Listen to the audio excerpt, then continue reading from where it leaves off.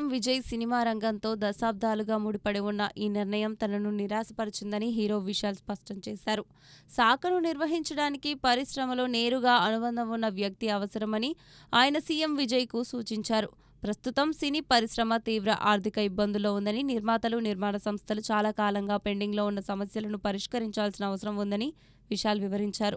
రాజ్మోహన్ను అవమానించే ఉద్దేశం తనకు లేదని స్పష్టం చేస్తూ విజయ్ సినిమా అనుభవమే ఈ శాఖకు ఉత్తమ ఎంపిక అవుతుందని ఆయన అన్నారు. ఈ అంశాన్ని ఎక్స్ వేదికగా పోస్ట్ చేసిన విశాల్ ప్రభుత్వ ఆధ్వర్యంలో సినిమా టికెటింగ్ ప్లాట్ఫామ్ ఏర్పాటు చేయాలని డిమాండ్ చేశారు. ఇది ప్రేక్షకుల భారాన్ని తగ్గించి రాష్ట్రానికి అదనపు ఆదాయం కూడా తెస్తుందని వివరించారు. ద్వంద్వ పన్ను విధానాన్ని తొలగించాలని కూడా విశాల్ కోరారు. 9 సంవత్సరాలుగా ఈ సమస్యలు పరిష్కారం కాకుండా ఉండడం బాధాకరమని అన్నారు. చిన్న బడ్జెట్ సినిమాలకు సబ్సిడీలు పెంచాలని కూడా ఆయన ప్రభుత్వానికి సూచించారు. సినీ పరిశ్రమ అభివృద్ధి కోసం తక్షణం సంస్కరణలు తీసుకురావాలని విశాల్ పిలుపునిచ్చారు.